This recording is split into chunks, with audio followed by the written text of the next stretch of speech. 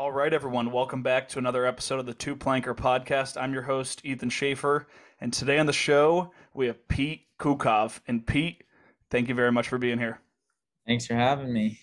Absolutely. So I want to start off right off the bat because I couldn't find anything in my research. Why are you called Egg? Oh, that's a good one.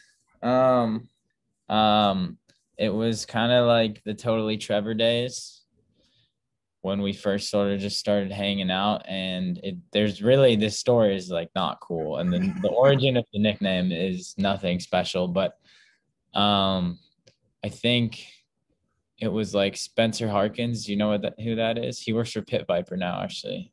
So I don't know. I just like brought eggs from Colorado to Utah in a cooler on a trip we were going on to film for a video. And just like one morning, someone started calling me Egg as just like a joke, a not funny one. And then it just like stuck. And then like between those homies, it just became Egg. And then from from henceforth, just like the ski community just started calling me Egg. Yeah, and Yeah. now that's your Instagram. Yeah, and exactly, yeah. Nice. Well, it used to be Gimme an Egg. That was my Instagram forever, and then I just changed it a couple So years ago. so what is it now? Because every time I see it, I pronounce it in my head as exit. Yeah, it's Exit. Okay, that's what I thought. It That's doesn't mean pretty funny. anything. It's just short and sweet, I guess, and has egg in it. Yeah, word. So what have you been up to this summer? This summer, I've been painting houses. I went to Europe for like a month. I went to Europe and Israel for a month in May, which was super fucking sick. Shout out Line for that. Um, because we did the team shoot in Switzerland. So I kind of just used that as an excuse to like after that, my girlfriend and I met up in Spain and then we just cruised around and my cousin was getting married in Israel, so we ended up there. It was sick. And then yeah, I just been working, painting houses. That's Yeah, awesome. it's been all right. You Yeah, know, kind of bored right now with life, but I'm excited to start skiing here in a couple months. yeah. So I was actually before this, I was actually thinking, how do you open up the podcast? That's always what I wonder in my mind because there's so many different ways to do it. And I was just the first question I was going to ask you is, are you Jewish? Because I Yeah, saw you are. yeah. Yeah, because I'm Had a also Jewish, and I nice. saw I saw you in Israel, and So, I saw your hair when it grows yeah, out a little bit longer. I'm like, dude, he's totally Jewish. yeah. Should we open with Mhm. that? My nose as well definitely helps. Nice. But I had a bar mitzvah and everything. Just found I don't you know Benny Osno? Yeah, Yeah. you did it. Yeah, he's also bar mitzvah as well. Had never Oh shit. Yeah, up until like a couple months ago, had never met like another like semi-pro or pro skier that had also been like religious Jewish at some point. So I was like pretty hyped on that, honestly. Yeah, dude, that's awesome. I Religious whatsoever anymore, but yeah, it was cool at one point. cool. Um, yeah, and this painting company, is that your painting company, or are you working for someone? Yeah, so Sam and I started it last year. Um, he's no longer doing it, but yeah, I've just been cranking houses. It's good money. I mean, it's really good money, but it's definitely kind of boring. It's not very fulfilling at the moment in my life, but gotta Yeah. do what you gotta do for the time being. Are you just a one man band for that now, or? Oh yeah, I'm just solo cranking. Oh my God, It gets kind of boring sometimes, but it that's definitely brutal. pays. Yeah. Honestly, the solo gigs have been paying really well, but yeah, it is what it is at the moment. Word. Yeah. So how old are you now? I turned 26 like 5 days ago, 6 days Oh ago. shit. Okay, Yeah. so yeah, you're freshly 26. I was trying to figure out your birthday in the Freshly 20. research. That's crazy. So you're from Denver originally. Are you still living in Denver? I'm from I was actually born in England. Oh, I lived in London till I was 8 years old, and then my family moved to Boulder. Um, so I can like I have dual citizenship and everything, and like I went to elementary school or whatever for a little bit in England, but like I consider myself grow. I grew up in Boulder, and Okay. now and I've lived in Denver for like 3 years now, coming up on 3 years.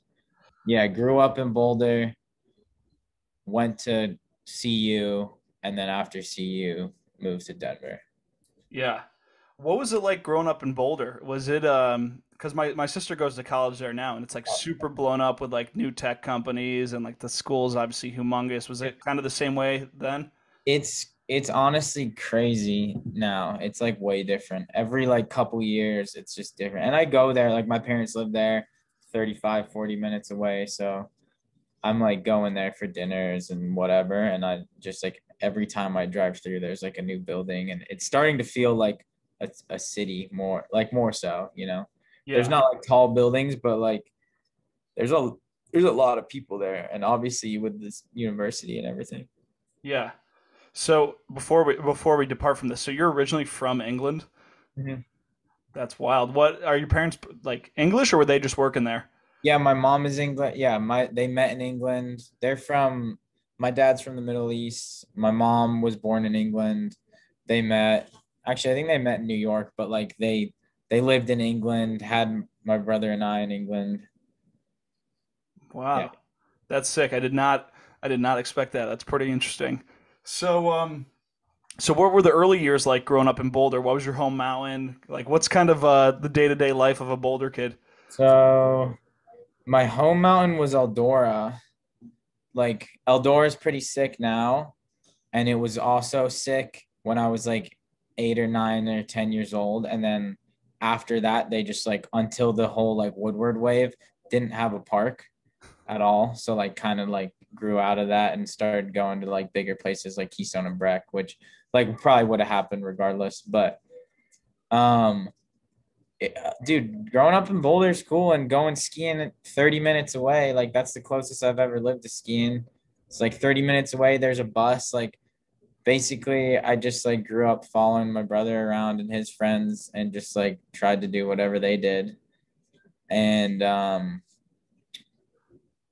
yeah, and there's a bus that goes there, so my mom would just drop us off at the bus and we just cruise up. And then you don't have they didn't have service back then, like back then or whatever, however long ago it was. But you just like my mom would just drop us off, we go skiing for the day and be like, yeah, we're gonna catch the 3 o'clock bus down, and she'd just pick us up.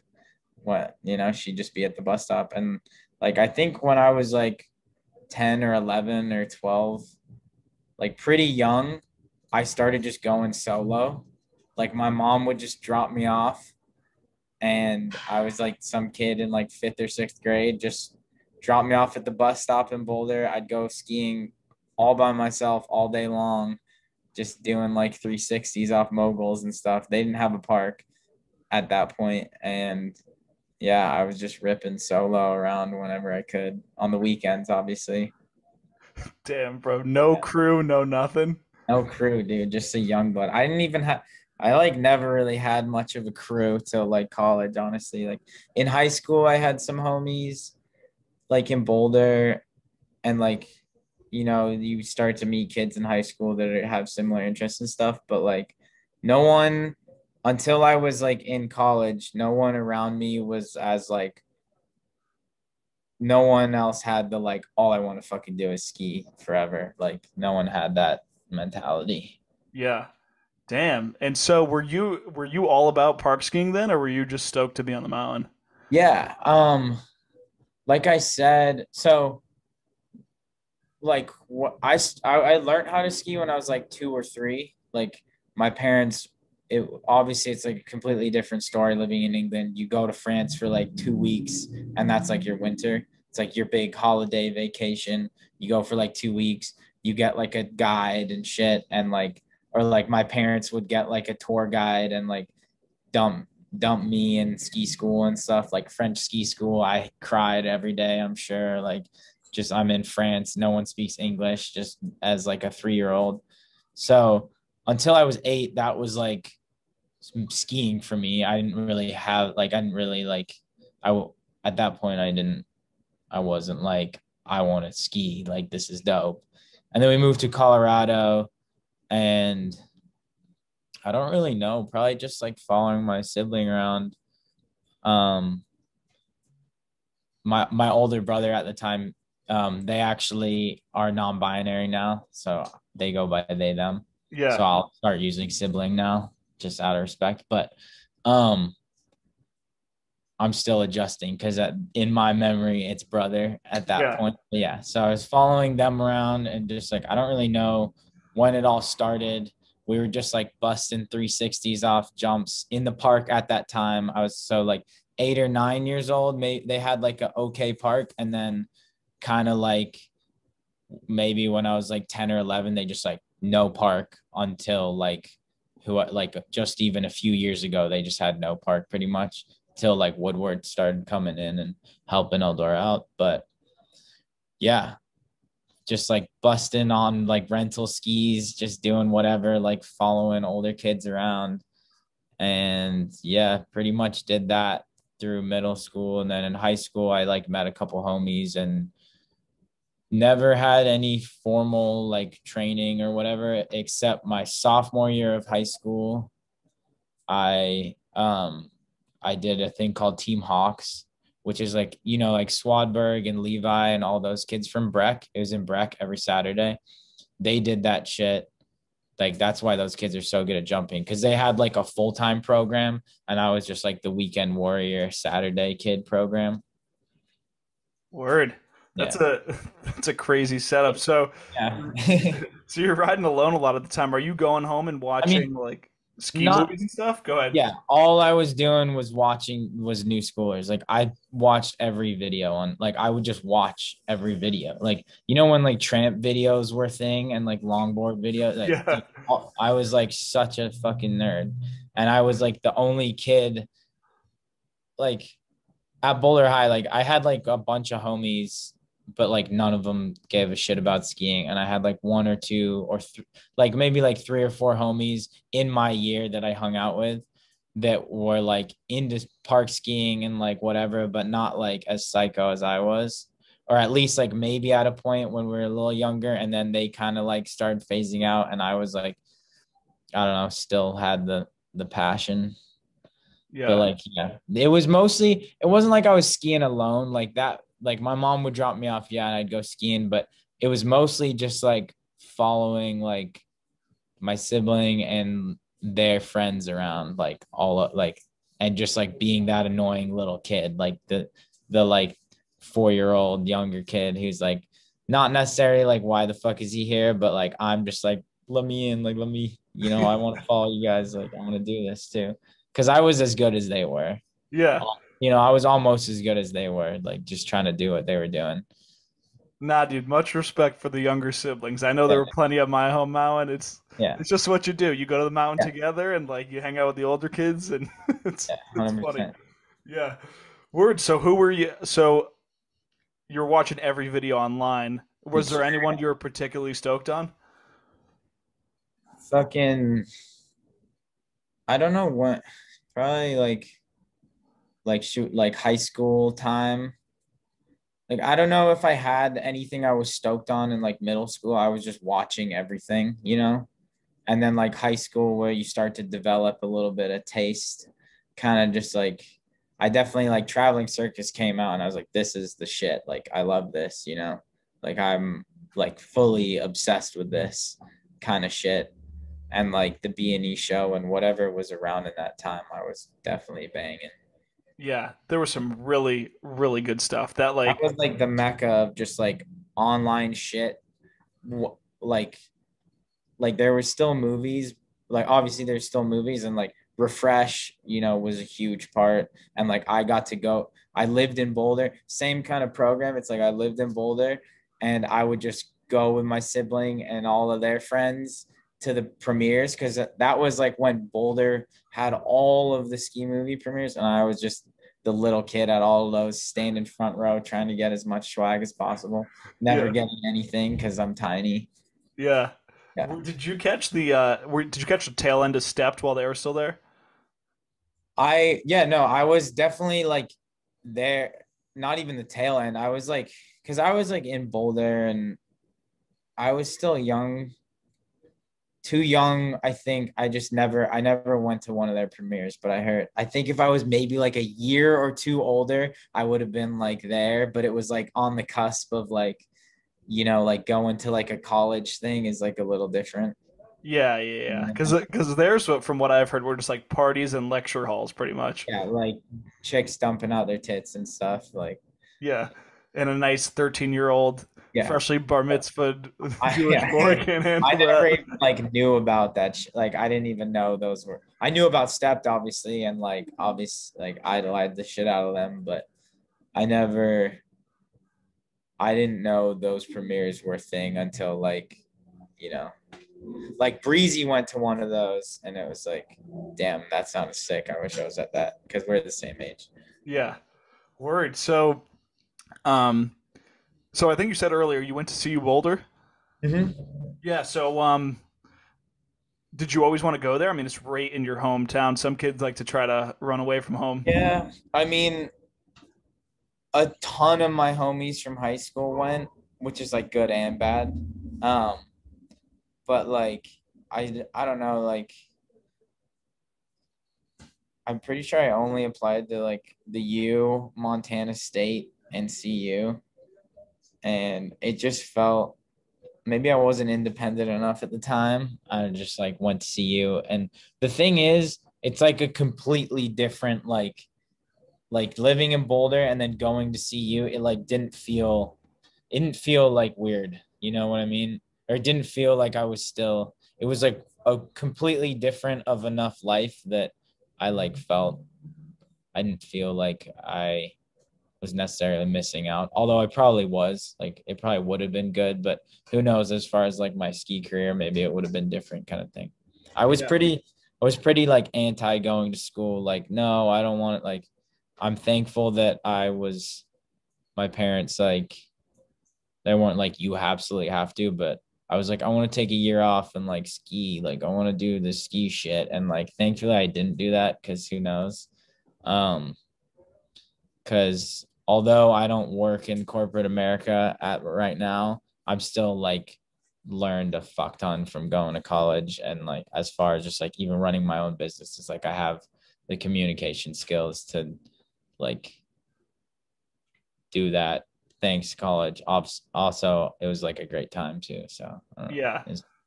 Yeah. So did you live in the dorms or did you live at home at any point? Yeah, no, I lived in the dorms for my first year. I lived like in a house or an apartment. In the summers I would move home just to like save some money, but no, I lived like up on the hill.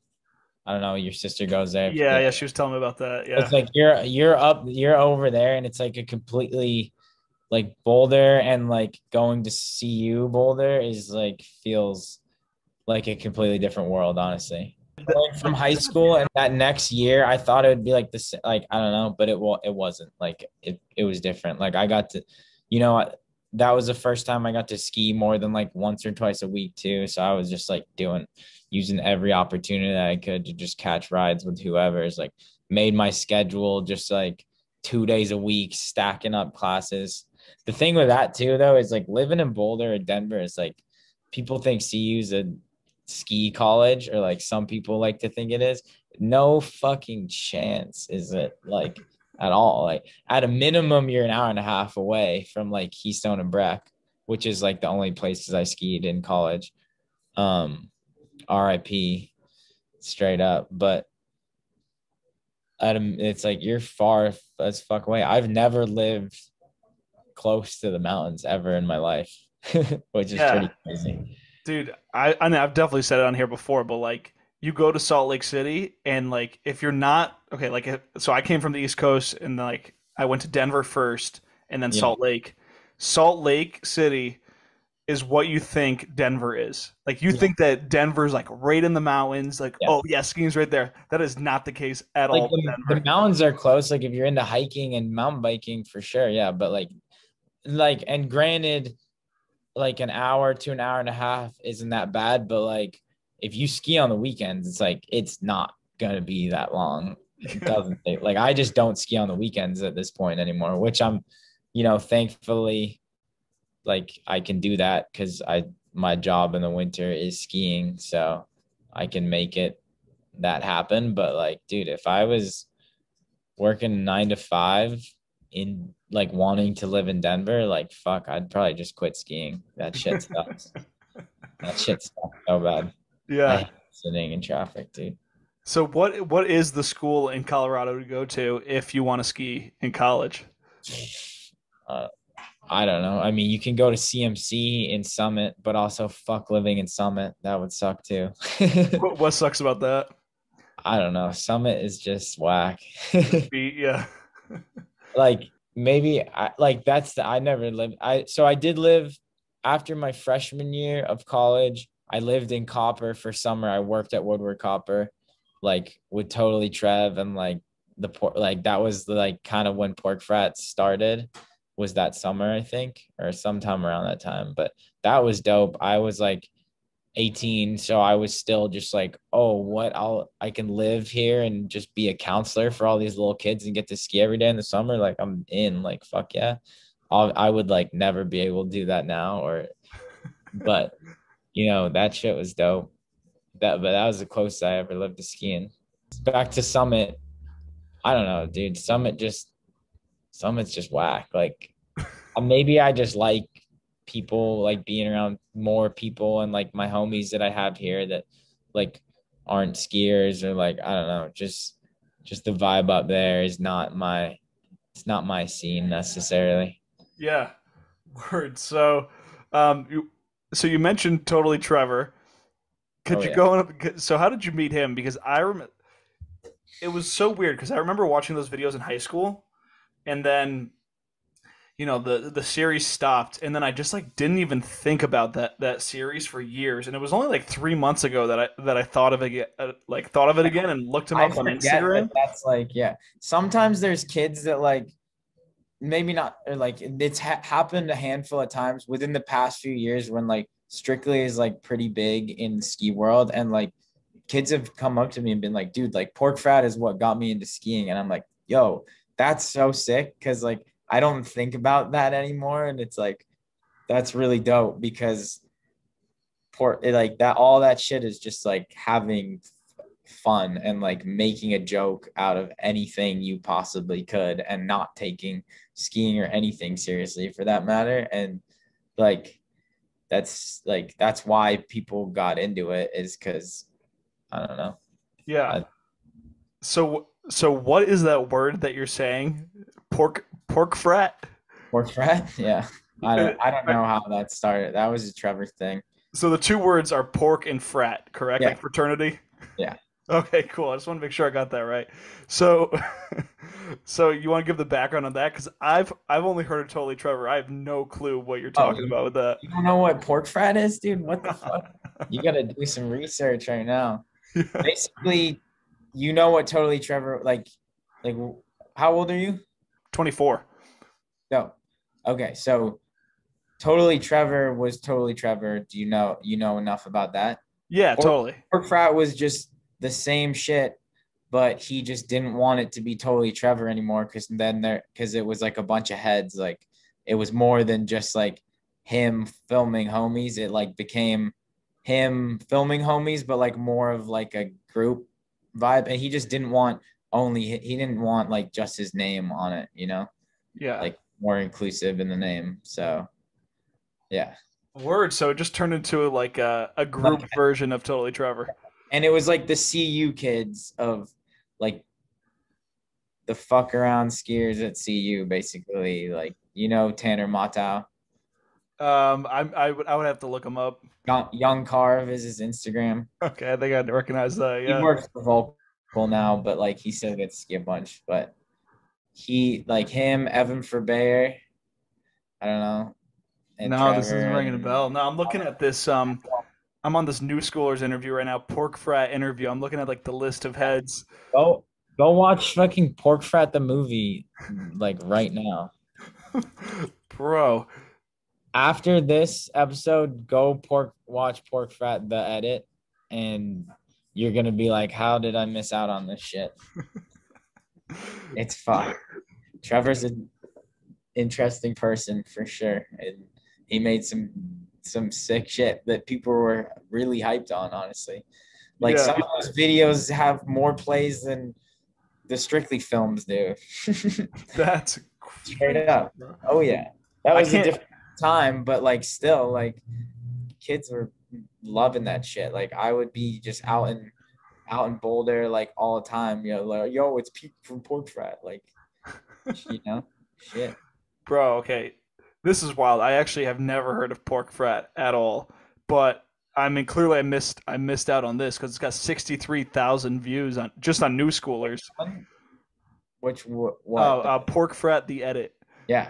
Yeah. There's a video of I don't know if it's a glitch or what, but there's a video of Tanner and I just skiing at my high school. We were in college, but my high school is right there, Boulder High, and it has like 500,000 plays on New Scores. But it might have been like some sort of glitch. Who knows though? Like, yeah, That's wild. Okay, it's better so nowadays. Who.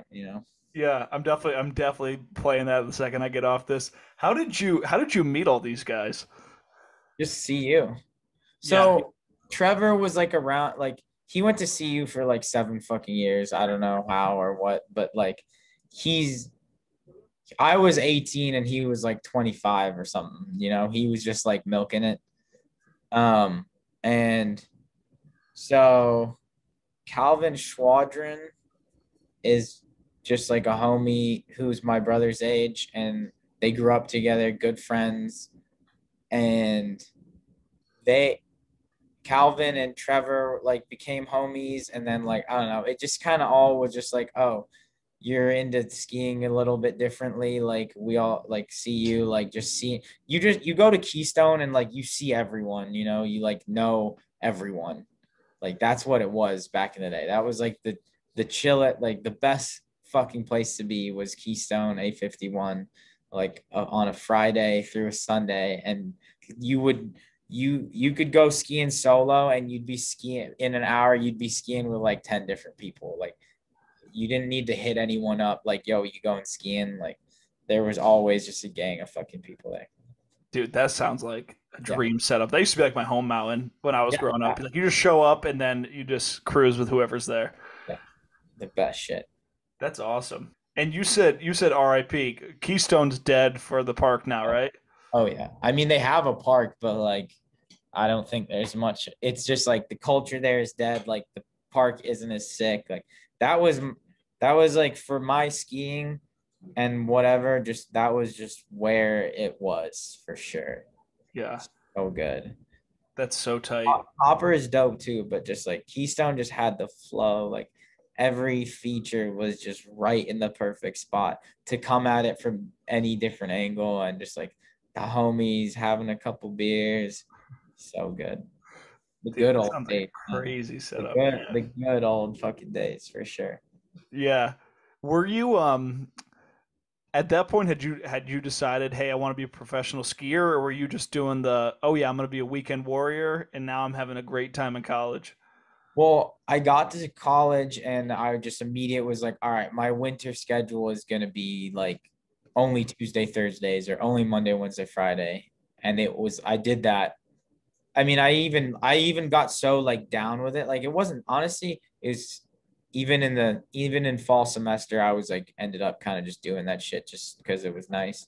I know it wasn't like taking any less credits. I was just fucking stacking my shit up and taking, just having like long ass days, Tuesday, Thursday, and just being like, all right, as long as I like didn't really care about school, I did fine. Like I passed. I ended up in 3 point somethings like overall college. Like maybe I had like a 3.4 at the end. So like I did good enough, but like I all I cared about was like skiing.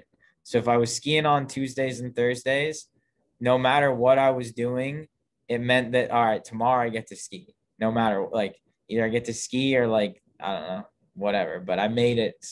I made sure I was going skiing any fucking chance I could any day.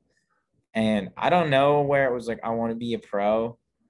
Like my like I like think about this now because now I'm a pro skier and I'm like, all right, like what the fuck am I doing? Honestly, like it's dope. I like made some childhood dreams come true for sure. Like Lil Pete Grom dreams, but like, like I'm 26 and I'm a pro skier in quotations for the listeners. Like, I don't know. I'm still like trying to wrap my head around what that means. Like, I'm really thankful for the opportunities and like, but like, you got to be doing something else. Like, you got to be grinding one way or another, not skiing to make it so that you can ski in the winter and like keep that kind of lifestyle going. And I don't know. I definitely like do it differently, or like at least like with strictly like Sam, Calvin, and I or whatever. Like we all live in Denver and we just like go ski street in other places and like ski in the winter because we like it. But it's hard, man. Like it it's like what I always wanted, but sitting in this chair now, it's hard for sure. Not make that much money and just like keep doing this shit because you love it, which is like if you really love it, you want to keep doing it. But like when you're an adult, it's like I'm an adult now. I got shit to pay for. Yeah. Well, I mean, we're definitely jumping. We're jumping way ahead, Yeah. but it's like it's better that you're pursuing this and doing it now when you Yeah. don't have like a wife and kids or just a Yeah. family in general Yeah. versus when you're 40 and you're like, dude, I wish I did that so bad. I've been Right. working a job I hate, blah blah blah. And I tell myself that, and I'm really like I have a lot of opportunity that a ton of people wish they could have to be able to ski all winter long and like have sponsors that back them and pay them, like that's amazing. Like, and we created Strictly, and that allowed us to like get funding for more shit and like be able to do all sorts of shit. And we did a lot of dope stuff. Like, um, but yeah, and I'm super thankful. Don't get me wrong, but Yeah. it's like, the the lifespan on it, it's not sustainable. I can't do it forever. I can't do it much longer. And I don't know, it's all looking a little bit different for everyone coming next winter, but I guess we're getting there later too, huh? Yeah, definitely. So we're gonna put a pin in that for now because I definitely want to talk about the money aspect of the movies and everything in a little bit. But how and I just want I've been reading all these different sources, listening to all your different stuff. I just need the Strictly Origins story set in stone because it seemed like it was two crews like converging and then turning into something different. And I'm sure, and you could just give the breakdown for us. What do you mean turning into something different? Like, Well, like just in terms of who's filming and who's doing the right. production. Yeah. Okay. Do you want me to just go like year by year? Yeah. Yeah. That Like, would be the easiest way to kind of okay. help everyone wrap their minds Yeah, around yeah, yeah. it. That's probably the easiest way for me to do it too. Mm. So year we're gonna say year zero is Strictly Business and Banged Up. That's not Strictly at all. And like the name Strictly, that's just set that aside for now. Andrew Mildenberger was like, I'm gonna film a ski movie, and I met him at a party. Like, so I knew Levi and like Strictly Business. Like, I don't want to go into depth because there's just a lot, but like Andrew Mildenberger filmed, produced everything that movie with some help from the homie Jackie Pep too. But And that wasn't just a street movie for the people that know what you do. no, That was like all everything. I'm the only one. Levi has like a street clip in the intro or something, but Hmm. I'm the only one with the street part. Everything else is POW or a park shoot. Yep. Um, so that's that and Banged Up. Simultaneously, I also filmed a little bit for Banged Up as well because I just got on Gibberish and like those guys were like coming down from Summit and like filming in Denver a lot. So I was like getting my foot in with them and like doing this thing with Andrew. And then so that was that. We did the premiere together, which was super sick. Like line that all up because we were all like Colorado homies, not necessarily from all over, but like we all knew each other. But it was just like, all right, Banged Up is like this gibberish thing, and Strictly Business is just Andrew Mildenberger wanting to like film the homies. Basically, I met him. I met him like that November, just at like a party. He was like, "Yo, like I fuck with your skiing. Like I want to make a movie, a ski movie this year." I was like, "I'm in, dude. Fuck yeah!" And I just like started skiing some street with them, and it was like pretty much just the two of us, like just hitting whatever in Boulder. Yeah. So that's year zero. That's like the lane that you were in was with Andrew filming the movie Yeah, called Strictly Business, which is a fire movie. yeah, And then at the same yeah. time, running parallel to that is Banged Up. So could you give a little bit more background about Banged Up? Banged Up is like Sam and Calvin's baby. Um, with like Seamus is in it. Scrappy and I share a segment. Mikey Caps, but it was like gibberish. Gave him like a couple $100 basically. It wasn't like a. It was just like they're just into skiing. Like Calvin had been filming street for a few years, and like they just got into skiing street a year or two before, like 70-30. So they'd been like doing it together, and then like Banged Up just like was a hit, and like it just went hard as fuck. And so we premiered those together. That's like year zero. And then come year one is like essentially it hadn't really been decided until like halfway through the winter, but it was like what was happening with all this footage. But Andrew, so this is Welcome. So just like picture Welcome while it like Andrew is goes and films all these PAL kids. Gavin Rudy comes and films all of us, all the street homies. So it was like wasn't really till like middle of the year till it was like, all right, we're gonna just make one movie with this. Like it was inevitable that was happening, but like it's kind of like a weird, there was like some tensions, not between like people not liking anyone, but just like, oh, like as far as like the Strictly Business crew being like, oh, we wanted it to be like only Colorado kids, or like I just like kind It's of like being a artistic little gay vision. artistic vision, but like maybe a little, I'm not gonna say names or whatever, but like a little bit gatekeepy. And it was like, all right, Calvin, like obviously I was still involved, like I was in the first one, like Calvin can be in it, like we know Calvin really well, but it was, and then there was this like, I don't know about like Sam or whatever. It's like Sam is like the best fucking, is like without Sam, like what well, what the fuck are we doing kind of thing. And so we just like were pushing that, like whatever, still like filming at the same times, but like didn't really have a project vision. But we had um Gavin filming us in the street. Havy, Alex Havy. He actually filmed us on a trip before we had made any decisions. And then like after that, it was like, all right, we're gonna like make a movie together with everyone, the Strictly Business and the Banged Up crew. And like we did a park shoot all together, and like it was dope. Like Gavin filmed all the street, Andrew filmed all the PAL, like a little bit of street when he was in town, not traveling, like when he could. And so that's year one, is like Welcome is like Strictly's year one. Okay. So Word. yeah, then we've got Bermuda, same formula. Gavin is just like on board with the street, just like Gavin. Like I've known Gavin also since I was like 18. Like Gavin and I have known each other forever. Um, and that was like got same exact formula. Gavin films us in the streets, Andrew's filming the boys in the PAL. And then Bermuda, that's like there's not really much to that. And then the year after that, year three, I guess you could call it, is when we split up into three different projects. And that was kind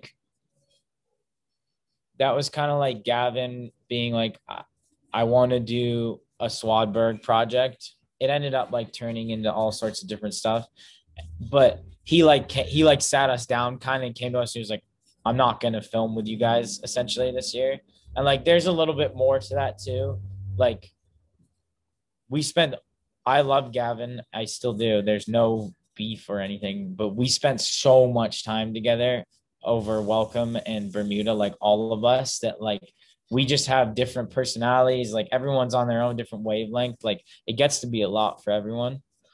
And so Gavin was like, I needed, maybe he just needed a break, but also wanted to do something different and film Swadberg and like document his winter essentially with whoever else was in the mix, but like just be with Ethan all year. So he came up to us and he was like, I want to do this. And we were honestly like, all right, like we've kind of wanted to make an all street film since Banged Up again anyway. So it was like, okay, and then how do we involve Drew? So we're like, all right, Drew, why don't you just make a short PAL film? Why don't we, as in Sam and Calvin and I, film, direct, and produce an all street film without a filmer?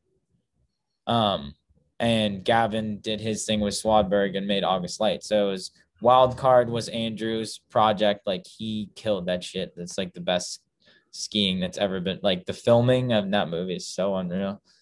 And then we filmed Most Gutter, mostly like I say we as in like Sam and Calvin like filmed, like I helped film, but I like produced a lot. Like we got our own funding, like we did that shit, obviously with the help of all the other skiers, Shamo and Kerr as well. But like the three of us like put in the work and basically edited that. Andrew buttered it the fuck up for sure. Like it wouldn't look like what it does without him, but like we storyboarded that whole film and like got it as far as we could to where like Drew came in and did the sounds, like some timing and the colors and stuff. Um, yeah. And now we've got the movie that we filmed this past winter coming out this fall, which is, I don't know. I mean, I'm sure I can say whatever the fuck I want about it, but like it's it's one film, or like, it's just back. So Gavin didn't work with us this year. He did his own, like he wasn't filming skiing, or he didn't want to film, like he didn't want to dedicate his winter. So like we, as in Sam, Calvin, and I, like did the street side of things, and Drew did the PAL side of things, and Andrew's gonna edit it into one film. Yeah. Jesus Christ, that is a lot of moving Yeah, parts for one that crew.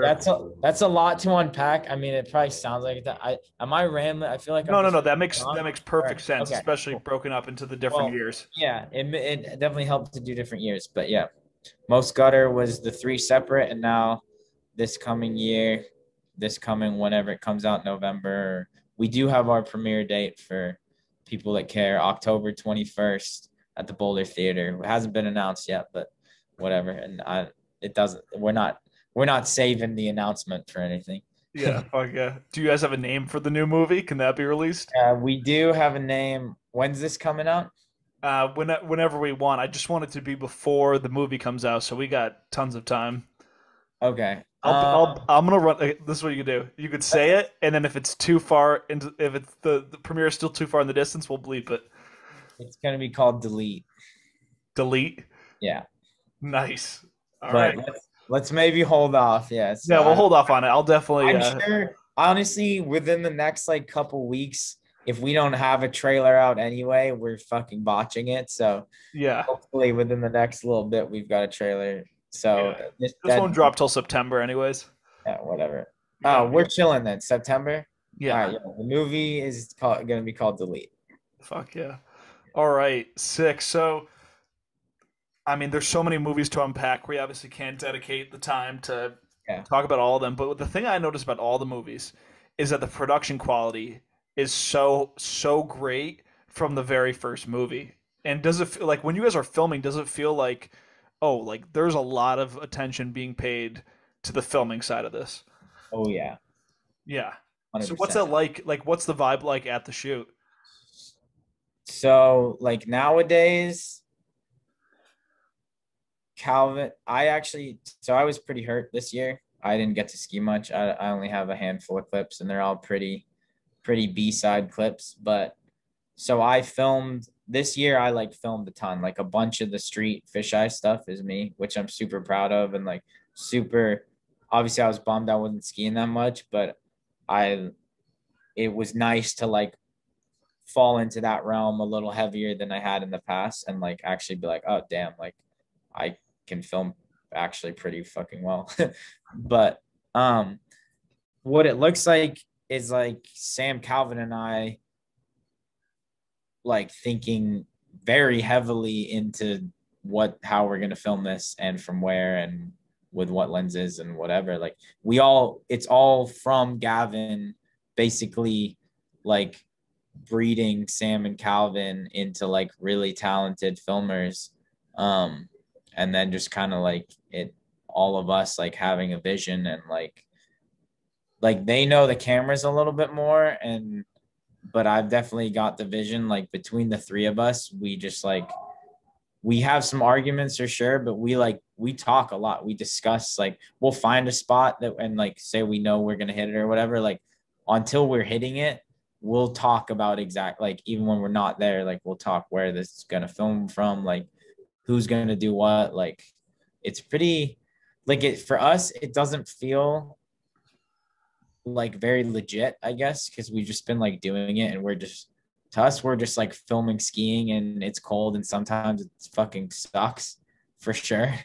Um, but like I bet from just like an outsider's perspective, it probably feels or looks pretty fucking legit, I guess.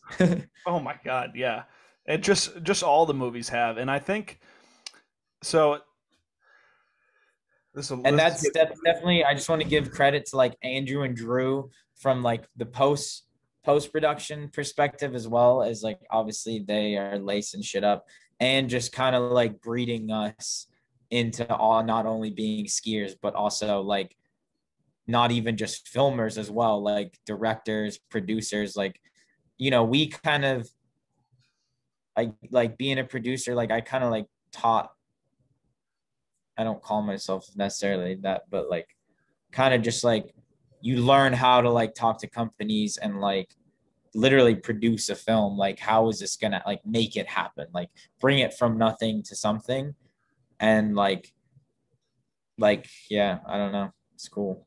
No, you So totally earned that title I if you're was doing like all that more into work. that and like directing, like really thinking about it without even like the camera in mind, like how is this gonna look like in the film or what's gonna happen next kind of thing. um Well, as that's the part that really blows my mind is the directing and the storyboarding because it's not like it's a script. You have scripted, which is you could plan everything down to exactly what people are saying and doing. Then you have unscripted, which is like, okay, maybe you have a general framework for how shots go, and if say like I've worked on a sports documentary before, it's like you just have the cameras always running and you just hope that you get the shot when something crazy happens. But with this, it's like you guys are banking on landing a trick at a spot where you're able to film until you get the trick. So like that process. or you don't get to film the trick.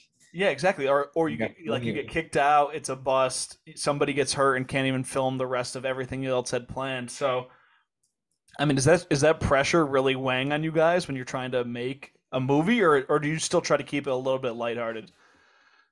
Like for some people, yes. Like for some people, no. Like, and it's at different times, yes. And it's just it kind of is like a depending on the vibe kind of thing. Like, are we doing well this week? Have we been getting shots? Like, oh, we just got kicked out. Like that sucks. Whatever. Like, are we not doing well? Like, is everyone bummed and cold and missing their girlfriends and like being like, what the fuck are we doing in the middle of North Dakota and it's fucking so cold? Yeah, for sure. Like, um, there's been points where we've felt like we've been in a lot under a lot of pressure. Me, like more like me, like Gavin too. Like I don't know, we just handle that those kinds of things differently, and like I was taking skiing pretty seriously at a point, and like it would stress me out for sure. But then there's also just like a bunch of highs to it as well that you get out of it, and I don't know, like it's weird. It's a weird roller coaster, filming street for sure. Totally. And I totally understand the vibe. Like, what's all this for anyways? You're not making a ton of money, you're putting a ton, like you're risking a ton, but you got to look at Stepped and what they transition to. Yeah. And like even Nick Martini and interviews, he's saying he's working out with LA, and it starts raining, and everyone who like came up in the film world is being soft as hell because they've never filmed in the bitter cold, and they don't know what it's like, trespassing and trying to make a movie. So it's like all this stuff is great training if you want to make a career in Yeah. big money productions. Yeah, which is definitely something that we've talked about, and like I'm hoping to go that route in a couple years at least with Andrew and whoever, and just start building something production wise outside of skiing, and also maybe with skiing as well would be cool to stay on that path like sometimes, but try to make some more money outside of it too. Um, so let's hear a little bit more about like the training process because you said that Gavin really like helped you guys get your filming on point. What was that like? Yeah. So I feel like when we filmed Welcome, Sam was like in and out of being hurt a lot. So, and Sam was always like into the filming too, like because Banged Up was like Sam and Calvin filming or whatever. But that was just like no settings, just pointing the camera and just like hopefully you getting lucky, like, but learning as you go. And then like Welcome, it's like, oh, okay, we've got some nicer gear. And like we're actually traveling with a filmer who can like when at the right spots and when right place, right time can help like can do whoever's filming the B angle also is like putting in some like serious skill as well as just like it's not just a lock off, which like for me I was like filming lock offs a lot, but like Calvin or Sam, like if they weren't doing something else, running the winch or whatever or skiing, they were filming the B angle, which is like Gavin would film every A angle, but one of them is like filming an angle that is just as valuable, and like just as important to have because we always, you watch our films, there's always at least another angle in most clips, if it needs it. Um, and so, yeah, I don't know. It's kind of just like Gavin kind of just showing Sam the ropes while he's hurt and on and off the court, and Calvin as well. And then just like we were just like, all right, well, we have to film Most Gutter without a filmer. Can we do this? And it was like, yeah, we're gonna do this. And honestly, it was great. Like it's a different vibe than what Gavin does. Not saying that it's better, but it was different. We wanted like everything is filmed how we wanted to see it, as opposed to like sometimes we would butt heads with Gavin, or like one of us would be like, oh, I want it filmed from here or whatever. And like you just trusted Gavin. So you're like, all right, we're going to go with your vision most of the time. Whereas here, it was like more, I want to say more of a collective at spots of like, all right, how are we going to film this? Um, even though there's one person holding the camera, but like, how are we going to film this? And like, how are we going to like complete our vision? And like, how is Most Gutter going to be like our vision completely? Yeah. And I mean, I think it's definitely different when like the riders are taking the reins for the production versus there's a dedicated filmer and editor. Like there's definitely two completely different mindsets for that setup. And I mean, you mentioned that there's like some infighting, but like that just shows that that you guys give a fuck. Yeah. Like if there's no arguing, then it's just like nobody cares. Too much of a fuck at some points. Like serious heated arguments, like, but it ends up being like the second someone gets the clip, it's like that argument never even mattered because everyone's just hyped anyway. Yeah. God damn, bro. Um, that's crazy. So let's talk about like some of the financial drama with Most Gutter because I didn't see this firsthand, but I heard there was like um not heard like read or just like heard in a podcast, not like from somebody heard that there was like drama with you guys getting funding for a Dude, project. is this from the level one That was podcast? probably, yeah, that was probably where I heard it because I think it was spoken rather than written. I don't know. I don't know.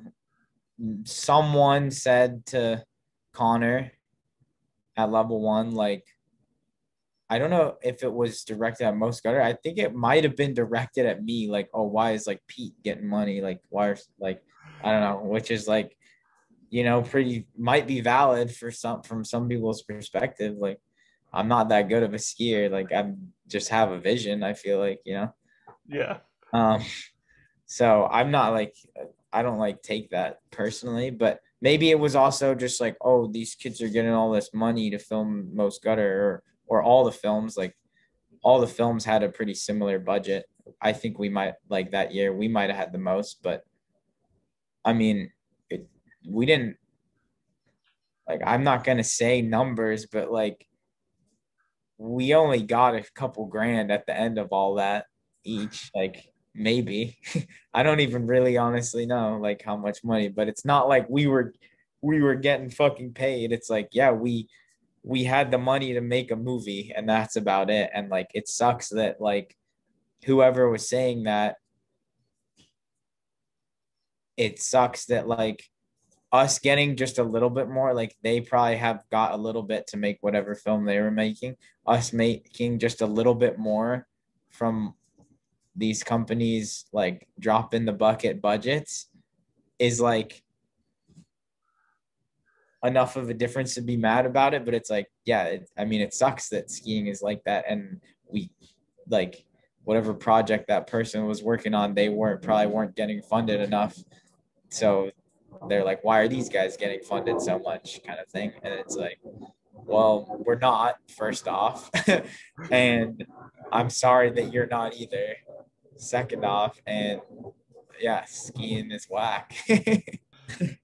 And dude, and honestly, who cares? They Yeah. No, like I don't know. I don't know yeah, what that might have been like blown away.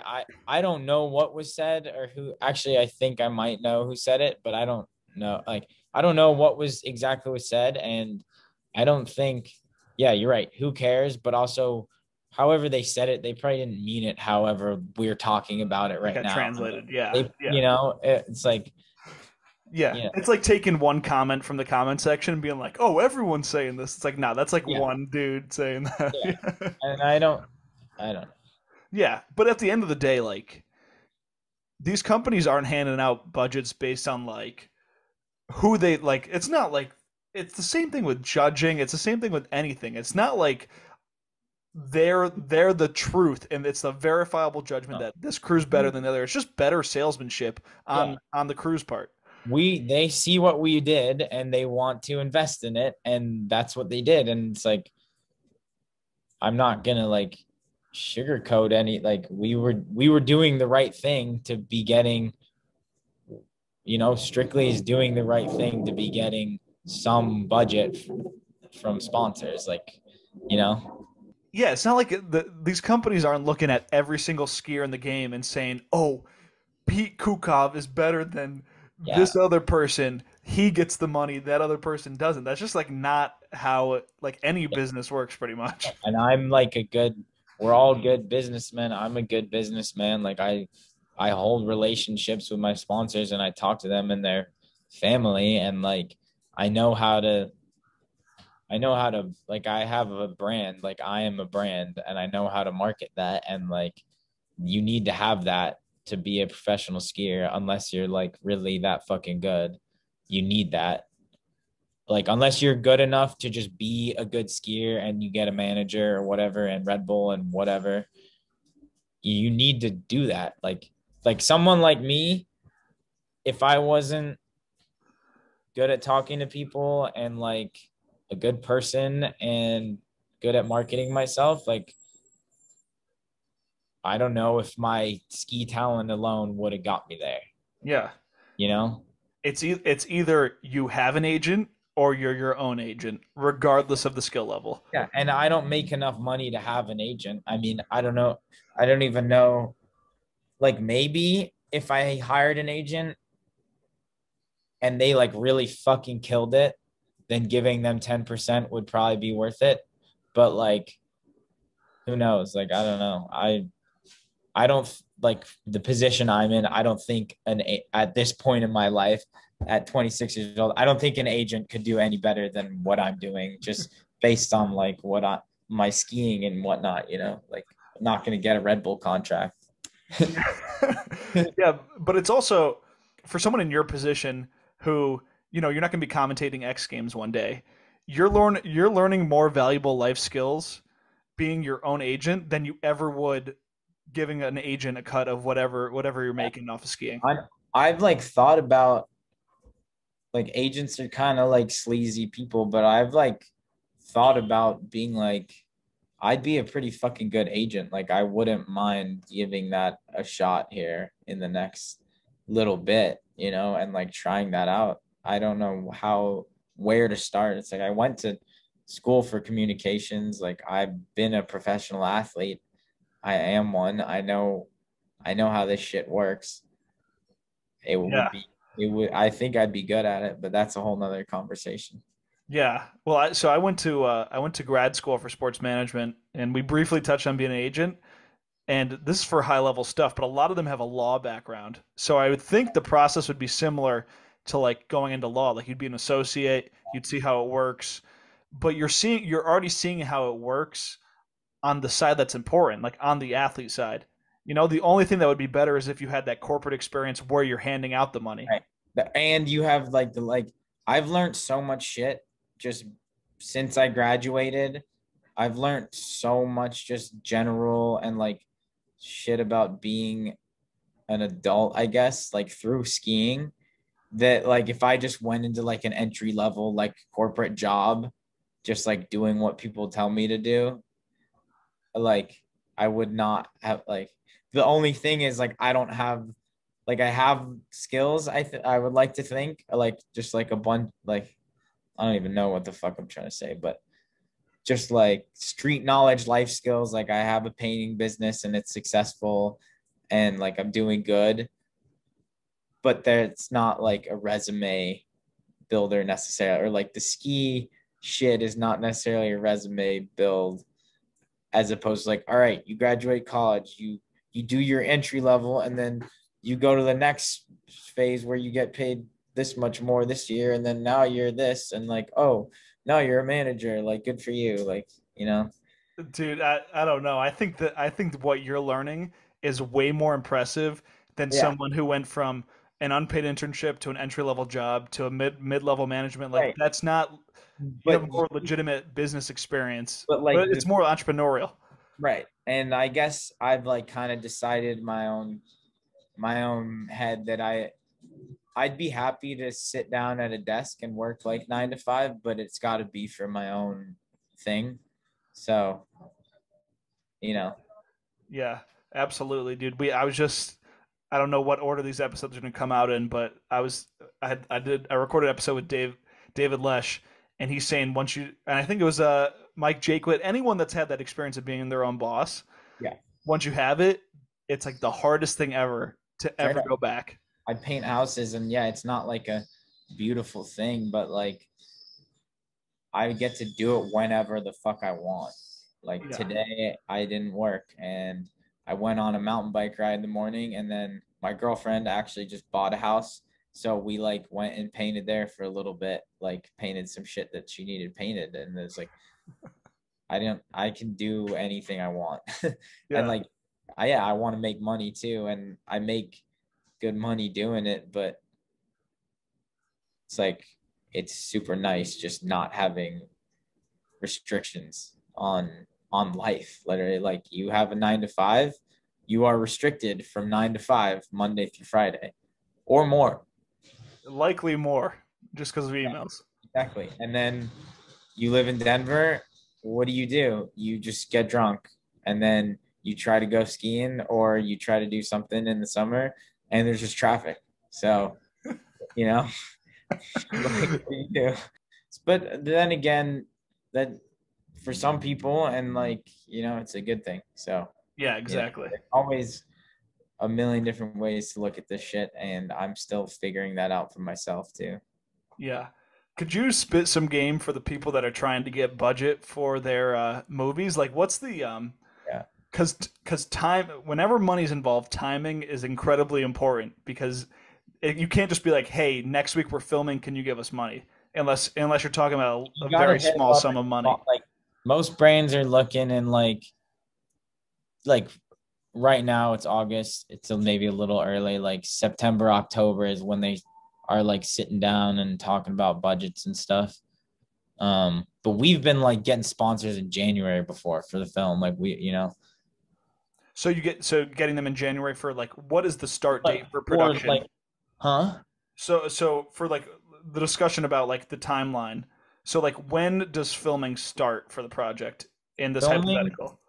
filming for us was if it snows in Denver, we don't go on a trip until New Year's. If Okay, it so like snows in Denver and you're hungry, we're hitting spots and like trying to get shit done, but only in Colorado or close Boulder, Denver, whatever. And then like once January 1st hits, it's like, all right, you gotta like nurse your hangover on the second. And then like we usually just would go somewhere like the first week of January, like wherever there was snow, and then go for 2 weeks, come back, ski a little bit, just go again. Like, all right, there's snow here, go. Like that was it pretty much. yeah. You So know, so basically what you're saying is these guys you're you basically hit it. you have a project starting Q1 and everyone's setting their budgets Q4. So you want to Yeah, get in during Q4. exactly. Yeah. Yeah. So So that's how it works. September, October, yeah, I mean to spit knowledge, it's like if you got to make an like we always did like nice pitch decks, like So yeah, what does like that consist of? Because a lot of people always bring up we these have pitch decks. for us it was like what we're all about, like we do sick premieres, like people are hyped, like view counts, Instagram counts, like who's going to be in this film and their Instagram stats, like whatever, like I don't know, like what basically like starts like what we're all about, who's going to be in it. It's probably like 10 slides. I don't think you want to do any more than that. Like with you got to have dope photos and like there's definitely some reading to be done, but you don't want it to be crazy. And then like a support page, which is like tier 3. If you want to sponsor our film, you'll get this, this, and this for this lowest amount of money. Tier 2, you'll get this much more for this much more money. Tier 3, you'll be the presenting sponsor. You the most like whoever is the most amount of money and wants to be the presenting sponsor, you'll be the presenting sponsor, and you'll get this much shit. Photos, Instagram posts, tags, blah blah blah, you name it. Hmm. And Yeah. I do that for myself as well. So like my like line, for example, I have my own like um assets to give them as Pete Koukov, but they also sponsor Strictly that has its own assets as well that are like it's like separate, that are separate. So like I get money from Line, but Strictly also gets money for Line for me to be in the film, and Kerr and whoever else if Line shows up, um, based on like whatever assets Strictly is going to give them, and then whatever like Instagram shit for my personal and going on trips and blah blah blah. Mhm. And who are you reaching out to? Like, so you make the pitch deck. Who do you even give it to? Everyone, Mhm. Everyone that'll any look at it. every no, and everyone that won't. Yeah. Um, like how do we contact like how do we contact Carhartt? Like send them and like literally trying to send as many non-ski brand emails as fucking possible too, from whatever contacts we could get from whoever we know in those fields. But yeah, I mean, as far as ski sponsors, it's like, or as it starts with just like, all right, Calvin is on, like who's sponsored by what, and then sending those out. That's like the first like given. It's like these people are already sponsored. Like they're gonna be in this film that's gonna get this many views. So this company will hopefully want to sponsor the film as well. Um, That's So where it starts, and then it's just like however whoever we can get involved, and it's like that's like a rare thing. I don't even know that probably never even happened where we just like got a sponsor that someone wasn't already on kind of thing. Like yeah. Spider kind of, but that was like I don't know. The How do you guys go about it with like you and Sam, for example? You'll have to Calvin will have to forgive me because I don't know what skis he rides, but you're online. Sam's on J skis, and you guys are both sending those companies a pitch deck, and they both sell the same product. How do you guys navigate that? either they either want in or not. There's no we had so Icelandic sponsor, that's Calvin's sponsor. It's like Okay, yeah. RMU, Icelandic, Line, J Skis. I don't know if there's any other ski brands, but forever, all four of those companies have sponsored our films in And one they way all or sell another. the same stuff. At least for the past. So I guess Bermuda is like the main one where it was a collective. So like the most gutter year and August Light and Wild Card, everyone had their own lanes of sponsors, you know? Um, so that was like a little different, even though Icelandic, Line, and J sponsored most gutter. It's like, I don't know. I think it's just like their skis are in the film, we're in the film, their logos in the film. That's what they want. I don't think it necessarily combats it. It must just come down to who's skiing on the skis then for them. It's like, Yeah. all right, Sam's in this film. I don't care that Breezy is selling Icelandics on this film. I want to be a part of this. Like they just wanted to be a part of something because I mean, like, I don't know. No, it Like makes sense. Totally makes sense. They just want to be a part of the project. It doesn't matter if somebody's selling a similar product that's also part of it. Who's usually the one approving when you guys get the go ahead? Like, okay, we're gonna give you money. Who's usually communicating that? Is that their marketing director or team yeah, manager? yeah, TM marketing, whoever we get the contact for. But yeah, Hmm. yeah. I mean, I'm sure that we've had meetings with like more than just like the TM because someone's got to like give the go ahead above them. It's like at line, it's like, we talked to Connor, who's like now he's higher up for sure, but like at one point he was like the TM, and then there's like Steven who's above him, and then they have to go to like K2 to, figure out like where any of this money can go kind of thing. Like, I don't know. I don't really know how that's beyond just like, yeah, we're gonna give you some money kind of thing goes on Yeah. there. I Well, mean, that's what I was saying. Like that experience. Like if we're building the Pete Koukov agent, you got the athlete side, and if you had yeah, the corporate side, it'd yeah. be a well-oiled machine. Well, that's what I'm talking. Like produce. This is like when it comes to like producing these films. It's like Sam and I like produced most gutter, as in like we talked to all the sponsors and like plan that shit out and like how is this gonna work kind of things. Obviously Calvin too, but like Sam and I were the ones emailing everyone, and before that it was mostly Andrew. Like Andrew's the backbone of Strictly, like 100%. Like Mm. he's he's like he's like overall arching, except for skiing, like the best at all this shit when it comes down to it. And yeah, so he's at the. If But you're gonna he build just a, kind of started it out. It's like we filmed Strictly Business, and the next year was Welcome. Like I didn't know you sent pitch decks to sponsors to get money. Like I didn't know about any of this shit. I was like, oh, this is really cool. Like yeah. this is we can get money. Like what? Like I didn't fucking know. Do you guys have Like any non-endemic sponsors? Anybody outside the ski community sponsoring you guys? um I don't think so. I'm hoping to next winter personally, but I don't think Strictly had ever had. I don't think we ever had anything that wasn't like somebody's in the movie ski sponsor. Hmm. Yeah. I mean, Like it's not ski. Like I just mean not ski sponsor. Like sponsor. yeah, Like yeah. So it's the people sponsoring the movies for your guys setup right now is the athlete sponsors that are also Yeah, chipping into Strictly. exactly. Yeah. Yeah. Um, yeah. Because that's like, why would someone sponsor us if no one in the film is on, you know, Yeah. is on Well, their product. So like no one in the film is on fucking Solomon skis.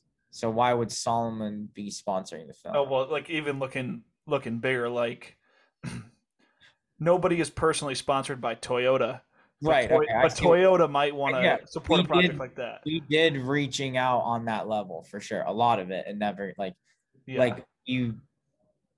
We really like. I don't know how it would have worked, but like we reached out to Monster and stuff, but like no one is on Monster, so Yeah. can they sponsor a film with no one on? I don't know, but like we were just shooting our shot. Like that's how you do it. You just shoot your fucking shot, because what's the worst that can happen is like, all right, homie's just not even gonna email you back. That's the worst that can happen. Yeah. And that really is so annoying that Yeah. they came and be like, "Nah, we're No, good." that's what happened is I literally got Tom to CC me with the guy at Monster. I won't say who it is, and just no response. It's like Tom Wallish is like at least say no. Yeah. Or Tom he might have even Tom is texted like Tom and Tom then be like, Wallish. Tom Wallish is making the connect. Like you could have just responded. "Yeah. Yeah. It doesn't matter. Like I don't know. You just reach out. You just keep going. You just reach out and you just keep doing that. And hopefully you guys are whoever's whatever your film is good enough, I guess, or has something worth um having investors in. That's what it is they're just investing in your film. Yeah. It's an investment. Like even like my sponsors paying me is an investment on their behalf. Like we're investing in Pete so he can continue to do what he does, so that people like what he does and want to buy what he uses, Yeah. you know. Exactly. It's a shame that this video won't go out unless it's clips because you're decked out in gibberish right now, repping the brand. Yeah, me. He's got the hat and the shirt.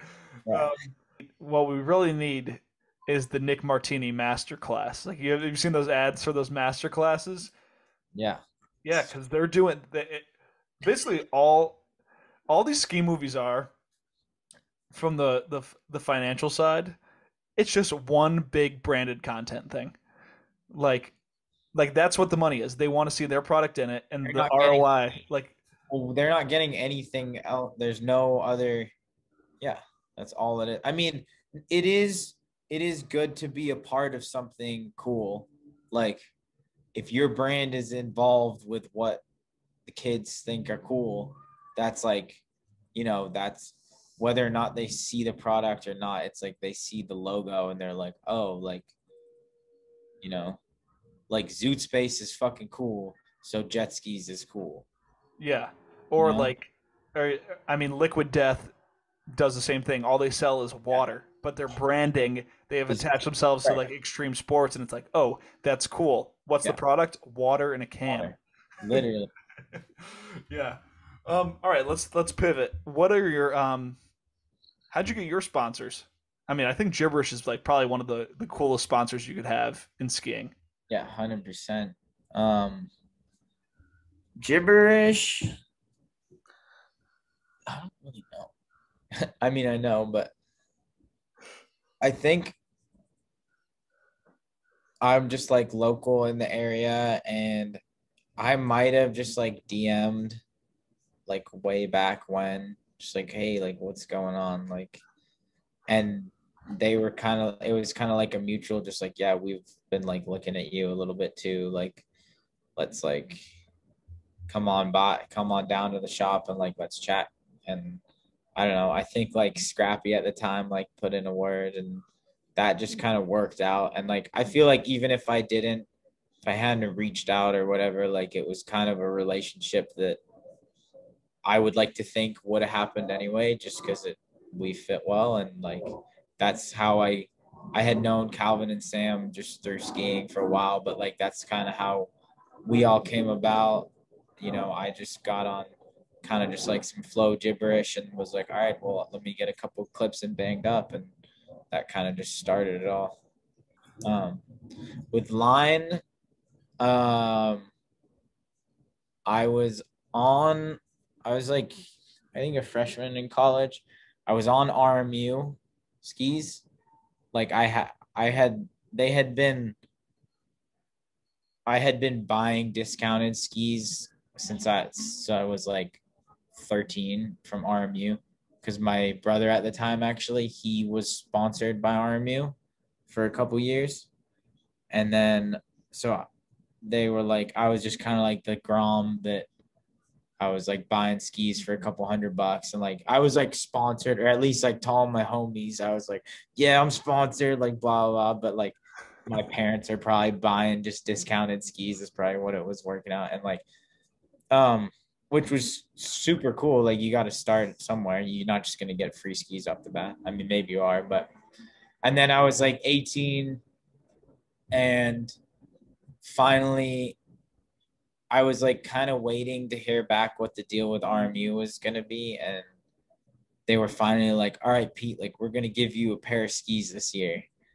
and that was like really sick, obviously like first free pair of skis. But I think do you know who John Hartman is? I hope you do. I've okay, that name is extremely familiar. I just don't can't place it. Yeah. So he's like a Colorado OG, also Jewish. Um, Is he like I was just scanning all these Freeze magazines. Would he have been in one of those? Like, is he old head or was he yeah, not that old? he's an old head for sure. Okay, But yeah, I think that's where I saw him. he's been online for a while, and like I just kind of like had Huh. met him around on the scene, and we didn't even really know each other that well. But I was like, hey, like, how do I get like how do I get line? Like line was like a dream. Like this would be the coolest. Like whatever. Like I emailed John and he just CC'd me to the local rep, the Colorado like regional rep at the time, and he was literally like, "Okay, Pete, we can get you skis, boots, poles, and all this shit." Like in the first email back to me, and I was like, "Oh, what? Like I'm in. Like I'm so in. Like, are you kidding me? This is a dream come true. Like to be online is absurd." And so I called RMU. I was like, hey, like, thank you guys, but gotta do this. Like, cause full tilt and line were one thing. I was like, oh, free boots too. Like, here we go. I remember where I placed John Hartman, and we're gonna get to this. He was in the same episode where you tore your butt. Yeah. He was showing off his smelly ass feet. Mm-hmm. That's where I saw him because I just watched that last night. Um, He has his own graphic design firm in Denver and he's fucking killing it. yeah. So if he's killing it, he's definitely not doing work only in skiing. No, but he actually they I don't know how two chronics ago he designed, which is That's sick. sick. Yeah, Yeah. that's sick. So yeah, you said you were a huge traveling circus fanboy. Oh yeah. Um, so you had no contract with RMU, just free stuff. How big of a dream And was it? I haven't had a contract with Lion, like a real contract. The first year, the first so welcome, they bought me a winch, which was dope. That, but I wasn't on a contract. But that was like the first like financial help, and then Bermuda was the first year I have had a contract with Lion. I've only had a contract for 3 years. Yeah, Like actually been a pro skier technically, and it's like I don't know what you can call a pro skier because like you know who dude. I I make money, so I'm a pro, and like I consider myself a professional skier because I like make enough money to live off of it for a few months in the winter, but it's like Yeah, it's you're a professional.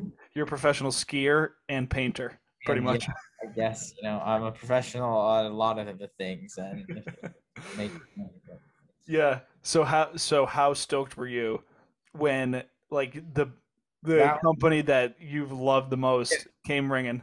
that was like fully like exceeded all my expectations of where I would be in skiing. Just like my dream, like we at the very beginning, I like mentioned it was like I'm a pro skier now, but like I made a lot of childhood dreams happen. It's like my real childhood dream was like get free skis. Like I didn't know money was a thing. Like I didn't know money was involved in skiing. Like I didn't really know that that was a part of any of this. And I was just like, I just want free skis. Like I want sponsors to give me free clothes. Like so that was insane for me, for Yeah. sure. So, other than getting free stuff, what was it like seeing yourself in traveling circus after watching it growing up? That was pretty dope too. that was that was nice to be a part of. I had like hung out with Will a bunch before that because of like Woodward Copper and there was line week. So for a couple years I like was skiing with Will up there, but that was a whole new for him to be like, yo, you should come, which is like for him not a big deal at all. And like nowadays obviously isn't a big deal. Like there's like traveling circuses where I have to like it's like no actually I don't want to do that or something nowadays, which is also cool. But he for him to be like yo like you want to come on a traveling circus trip, it's like fully just like you know Crazy. yeah. So, we got to get the story. So, we can give people some background. So, when I was collecting the clips or when I was collecting the viewer questions, somebody referred to you as Two Holes Pete. Yeah, Pete. So, Holes. before while we were setting up this interview, I asked you why somebody called you Two Holes Pete, and you reminded me that you were in a traveling circus video where you gave yourself a new butthole. Yeah. So you want to walk everyone through that? Yeah. Um, I was doing a hip slide on a box thing, like a I don't know, Roller coaster, kinda. roller coaster box that we suspended in the air. So the supports were sticking out, just rusty bars. And I just came off early and like landed on a support right on my ass. And it's like, yeah, I got a big old scar, got like 12 stitches right next to my butthole. It could have been a whole lot worse than it was, no pun intended. But um yeah, it was like no pain whatsoever. The entire experience I felt no pain. Like it didn't hurt when it happened. It didn't hurt getting the stitches or getting them taken out or while I had the stitches in. Just the only part was I was just so scared of it getting infected. Um, because it was like I would go take shit and I would be like terrified because I don't like no nothing ever got in it, but like I was just like so had to be just like so cautious and or maybe I didn't need to be, but I was and I was super just like worried that I was gonna like literally get poop in my wound and I don't know. It's such a lowbrow topic, but it really Yeah. is funny because It the was not clip. even like 10 days. I was stressing while I had the stitches. Until I got the stitches out, I was just completely stressing about just like taking shits, basically. Just like would Yeah, hop right in the shower and just like rinse. yeah. Well, for a series that's so lighthearted, like Traveling Circus, you've had one of the more serious clips in in the show where you reach in, come up Yeah. with a handful of blood, and you're like, "We That need to was go to the like hospital now." the worst thing ever. Just Yeah, like what do you think literally when you saw feeling the like blood? literally felt like hamburger meat, like and like a flap, like a skin flap, hamburger meat style, and just like pulled my hand out. It was like, all right, this is not good. And then equally as cool, you got to have Eric Olson Oh yeah, remove your stitches.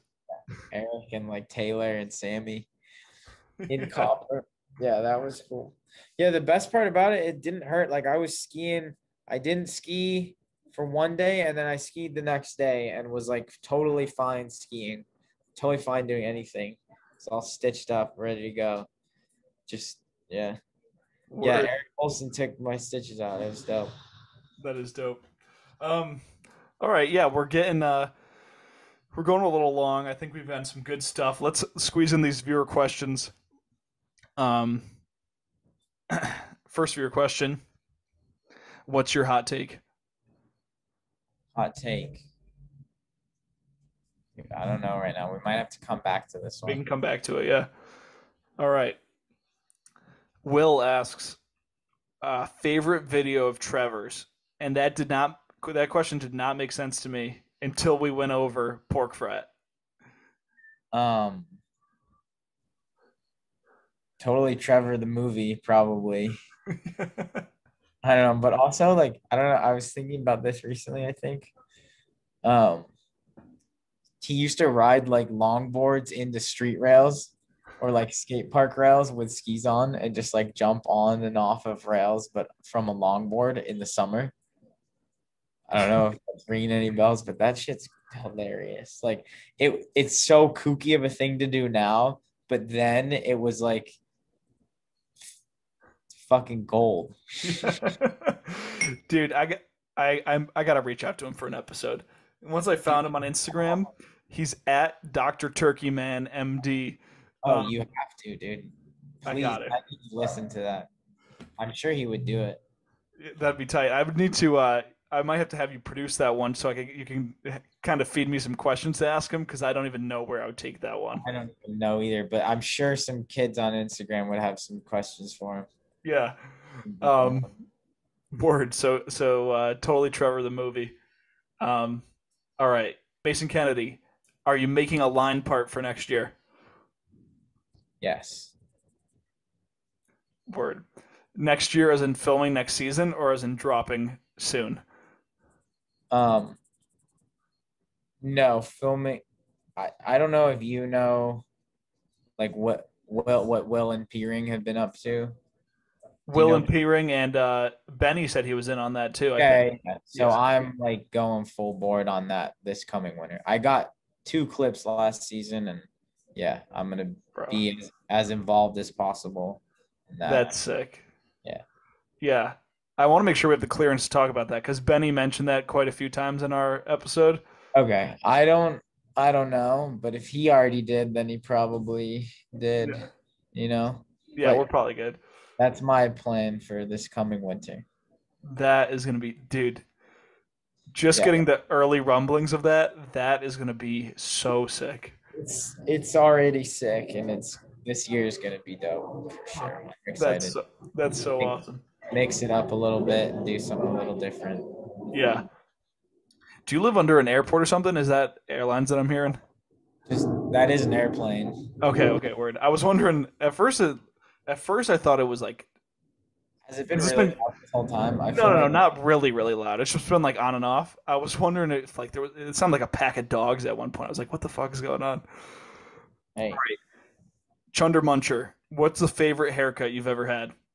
uh, I don't know. The checkerboard was pretty good. Like I had a real checkerboard and then I had the like half fox checkered board in the same winter. I don't know. The half fucked checkerboard was pretty good because I just looked insane. It's like the one in Most Gutter, or like I guess they're both in Most Gutter in the film. You can like, there's a clip where I'm just full checkerboard, and there's like the whole like scene after my part where it's like Sam like fucking my head up and like I don't know the whole damn Yeah. there's land. So did you guys go into that wanting to do the checkerboard and Sam just Yeah, fucking digs a hole in your head basically? yeah, pretty much. All right. Um, Um, hold on. yeah, yeah. Yo. That was perfect. That was like the most like Hollywood sound effect meow when you Yes. and it came through on the mic. I might leave that in. Oh yeah, you should. All right, Steezy skiing. Tell us about the 50-50 around the pole. Which is he referring to like a nada spin or something? Uh, Probably the Zeech in Welcome. Hmm. It's not necessarily 50-50. It's like a Zeech, like a crook, I guess. Tell you about it. That shit was fucking scary for sure. And actually, I got really played on it trying to do it better than the clip he's talking about. I tried to do I tried to do it a little bit better and like get more like centered off the end of the rail. And I got concussed for sure. And just like smoked my dome because I clipped it. Like, do you know the clip?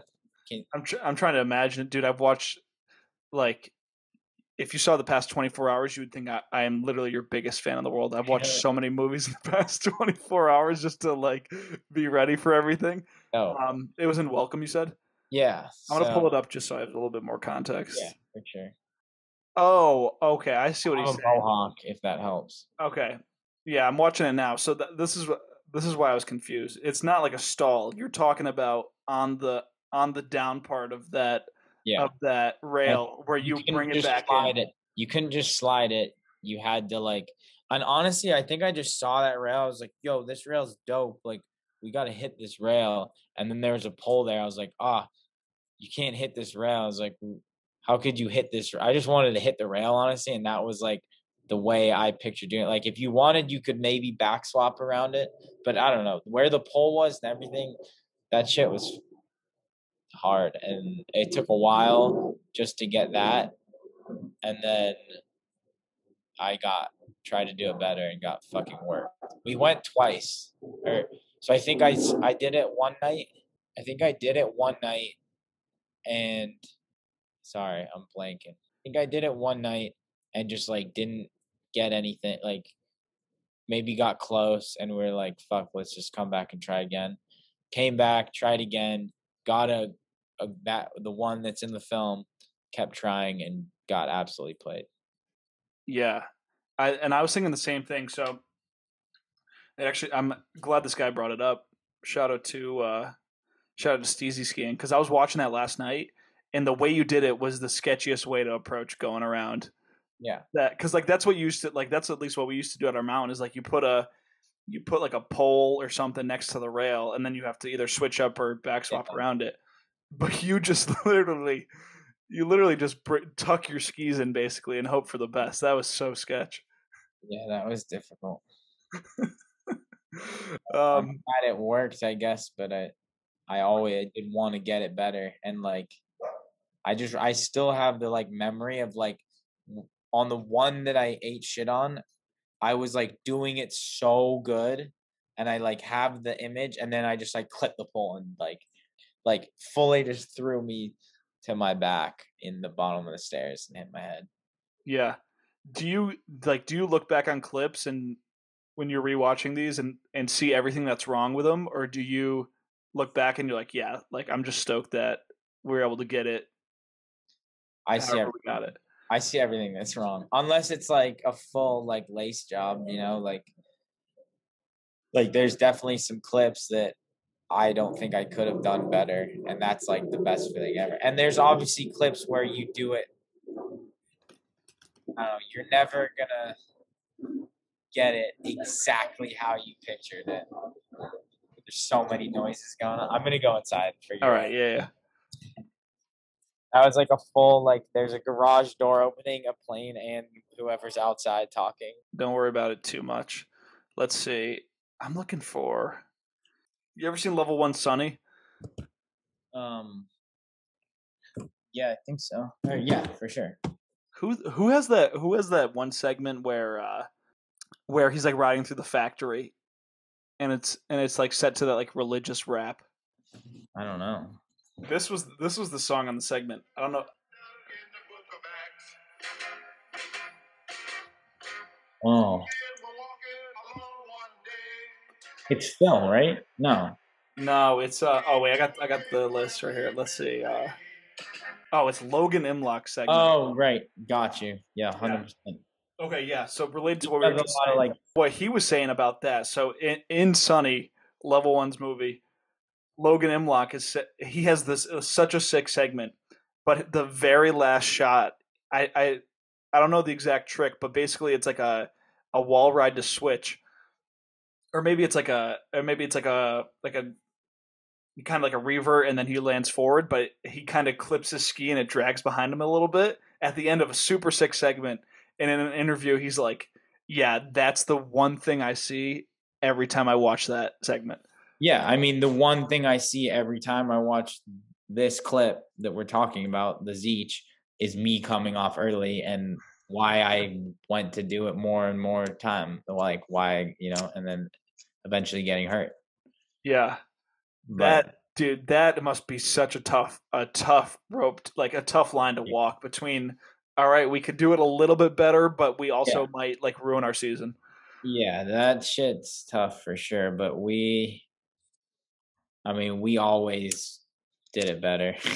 Like Yeah, we're just like that. Like we just have to. Like it's just gotta be good, you know? yeah, Like there's some stuff that, in some of our video parts, like that maybe a little bit of an arm flail or some looseness, but like depending on the feature, it's like, nah, you gotta go do it again. Like yeah, everybody knows, like we all know. We're yeah, all picky enough that it's like you watch the clip and like sometimes it doesn't even it's like I'm doing that again. But you know, yeah. There are times I guess where it's like, I don't know, you could do it again, or like, no, like you did it, like don't. But like if you really want it, like you want it to be perfect for sure. And like, yeah, that clip's not one of them. I know that I still like the clip because it's different, and like it doesn't bother me necessarily, but like I see it every time I watch it. I'm like, oh, I come off early. yeah, Like if you slow it down and it's like, I wanted my feet to be like 50-50ing the rail technically. yeah. Damn, dude, it's gotta be. There are clips where, so I don't know why the one I can think of right now is like my ender in Bermuda where I jumped through the tree onto the picnic table. I don't think I could have done that better. And I don't think Sam could have filmed the fisheye better. I don't think Gavin could have filmed his angle better. Like that might be like one of those. It's like that was as good as it could get. That's sick. And yeah, It, that like in my notes, that's the clip I had picked out from that movie. I was like, that shit was sick. yeah. Yeah. That shit was fucking scary as hell. And took a long ass time. I kept just landing on that bench and getting absolutely blown out. Like my ankles and my wrists, dude. And yeah. Yeah. That one That's just awesome. worked because I actually did land like one. That one I like landed one, but like it was like loose for sure. But I like landed a couple. I like skied away. But to like have that and then to like go and like actually get it, like now that I'm saying, I don't know if I've said it before, but like that's as good as I could do it is cool for sure. It's like there's nothing else here. There's nothing else to be had. Like Sam filmed that as good as he could have. Like the fish, I say Sam because when I picture that clip, I picture the fisheye angle. Obviously Gavin like laced it up too, and yeah, I don't know. That's just one of those. That's so tight. Yeah. Um all right, Kit Chat bars. What does Carson Care do for a job? Carson Kerr. Kerr, Um, excuse me. that's a great question. If you asked him that, he would say that he is. Oh fuck! What we actually have like a joke of like this, but I can't. I don't know. He's just like in fashion. He like works for a clothing company. Yeah. It's called Illegal Apparel. But who really knows? No one actually knows. Yeah. That's sick. I could see why Ankilla would A ask that question. man of many mysteries. Yeah.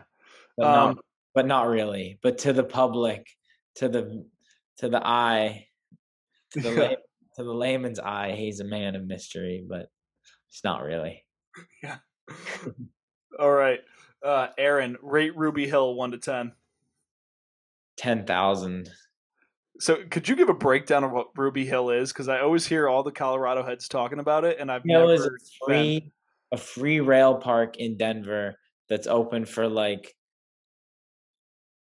2 months, a month and a half in Denver, and it's sick. It's just rails at a park, and it's 99% of the time it's just a sheet of ice, but it's the coolest thing that like Denver does that for free every year whenever they have enough snow to do it, and I think it's really fucking cool. Like it would be dope if more places like you see just random ass kids out there who probably can't afford to go skiing or drive to the mountain from Denver, and they're like on you can rent snowboards. I think you can rent snowboards and skis for free there.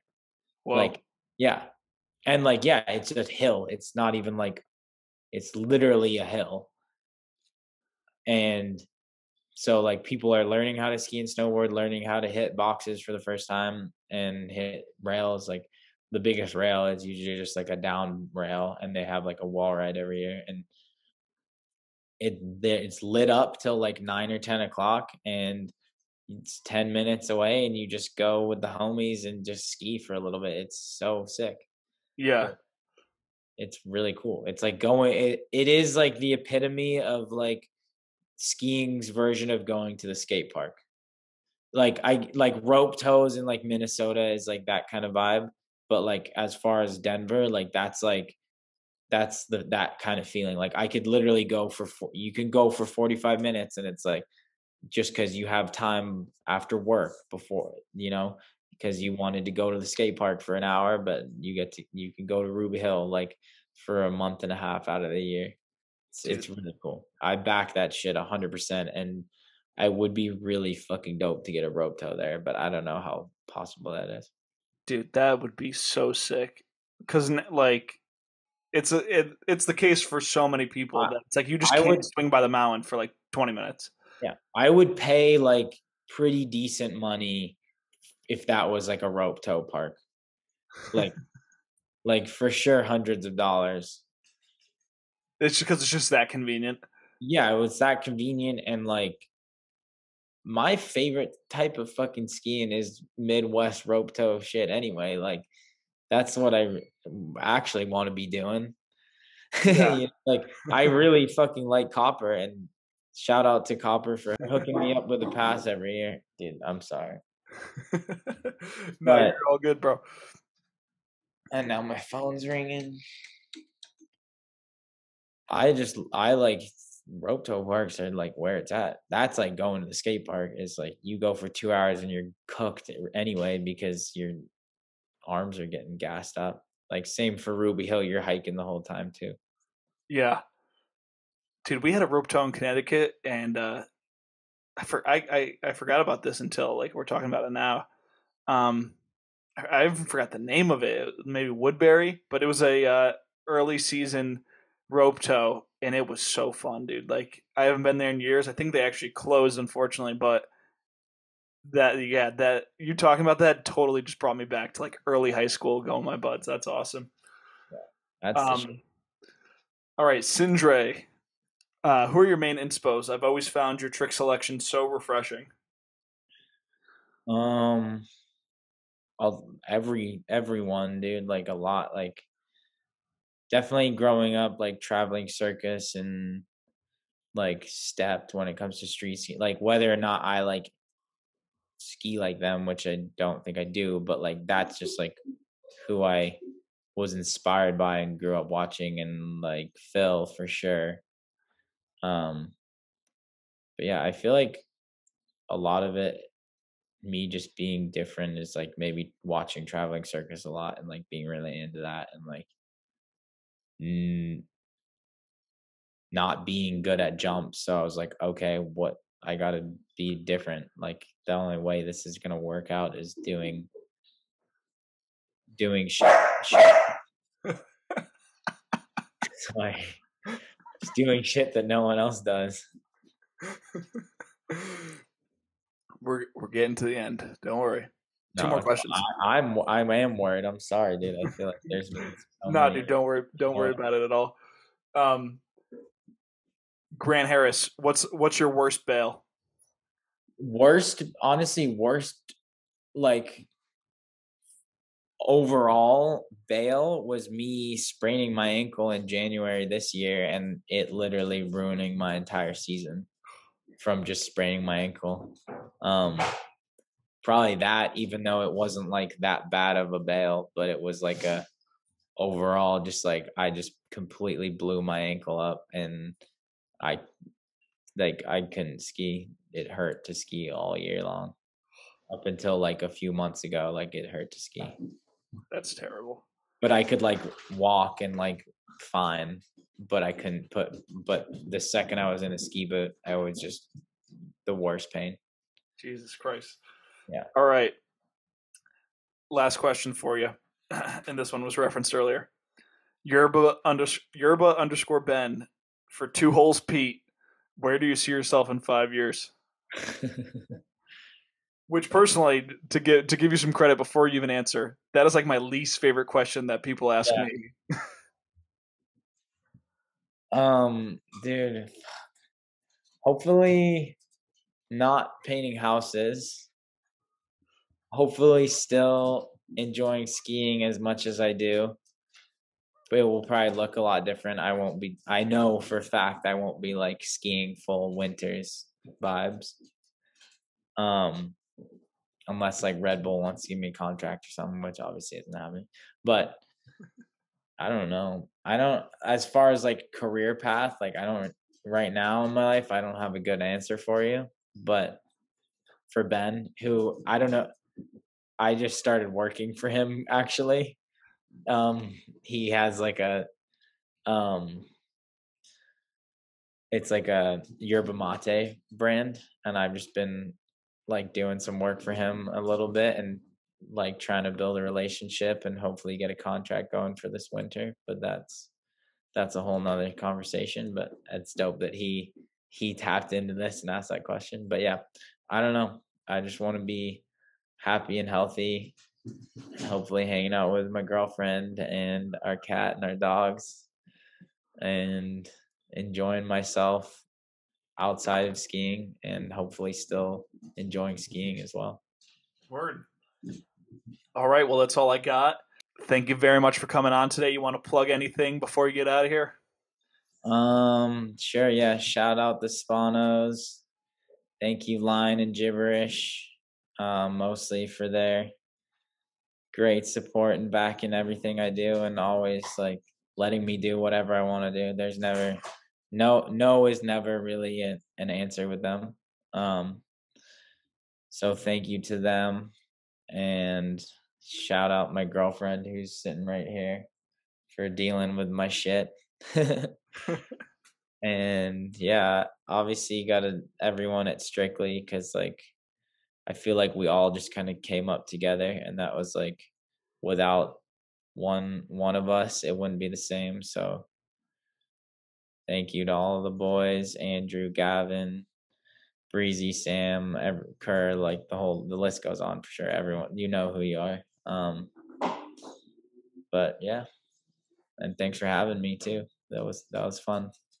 Absolutely. All right.